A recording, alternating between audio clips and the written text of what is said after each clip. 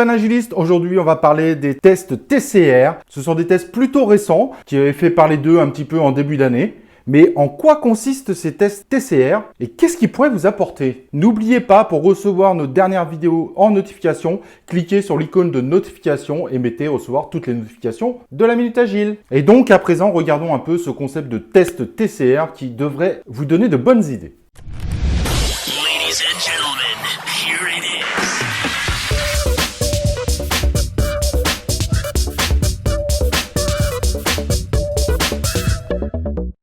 Alors les tests TCR ont été proposés par Ken Beck. Tiens, ce nom vous dit quelque chose?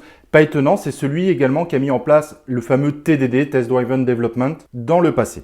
Et ce qui est intéressant avec ces tests TCR, c'est que ça va encore plus loin un petit peu, je dirais, dans cette notion de test et de qualité, principalement de qualité. Car en effet, en Agile, il ne faut pas oublier que la qualité est un des axes essentiels pour s'assurer que les produits qu'on va livrer répondront parfaitement aux besoins des clients, qu'il n'y aura pas de bug, et donc en finalité d'avoir plus de chances de fidéliser l'ensemble de nos clients. Alors, qu'est-ce que ces fameux tests TCR? Et vous allez voir que ces tests sont relativement simples. Le plus difficile en réalité, c'est la philosophie qu'il y a derrière.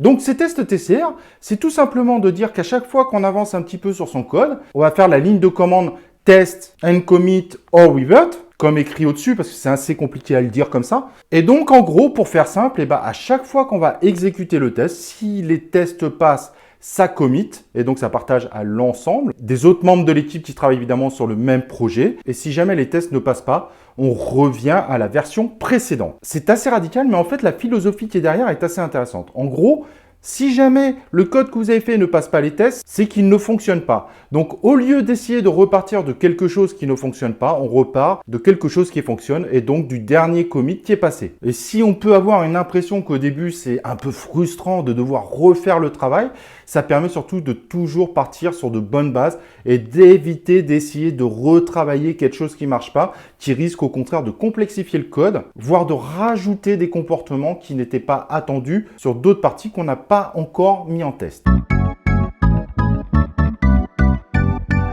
Et donc, comme les tests en TDD, Test Driven Development, les tests TCR amènent justement à un fameux développement incrémental. On fait un petit truc, on teste, si ça passe, hop, on fait une brique supplémentaire, on teste, si ça passe, on fait une brique supplémentaire. Mais quand par contre, cette brique supplémentaire ne fonctionne pas, on la refait intégralement de façon à s'assurer qu'on va toujours repartir sur des bases fiables. Et donc, rassurez-vous, ce type de test n'est pas du tout en opposition avec le TDD, bien au contraire, c'est des choses assez complémentaires. Et ça renforce cette philosophie qu'il faut toujours avancer sur de bonnes bases et surtout toujours avancer de façon incrémentale. Et du coup, la question qui se pose en général, faut-il mettre ce type de test en place? Eh bien, évidemment, la qualité est essentielle dans la réalisation d'un produit. Donc, en général, et là, on parle de produit dans le sens application, bien évidemment, il est fortement recommandé de mettre ce type de pratique en place. Ça renforce considérablement la qualité technique et évidemment, cela implique quand même un certain accompagnement des équipes techniques, surtout si elles ne sont pas habituées à ce type de philosophie, parce qu'il ne faut pas non plus que ça devienne de la frustration, mais qu'au contraire, qu'ils comprennent l'intérêt que peuvent avoir ce type de test et surtout ce que ça va leur apporter à eux-mêmes. Et moi, je trouve ça assez intéressant parce que du coup, on avance petit à petit et pas on fait un gros bloc, ensuite on va le tester, puis ça marche pas. Non, là, on avance vraiment petit à petit et du coup, on prend confiance aussi soi-même dans la réalisation.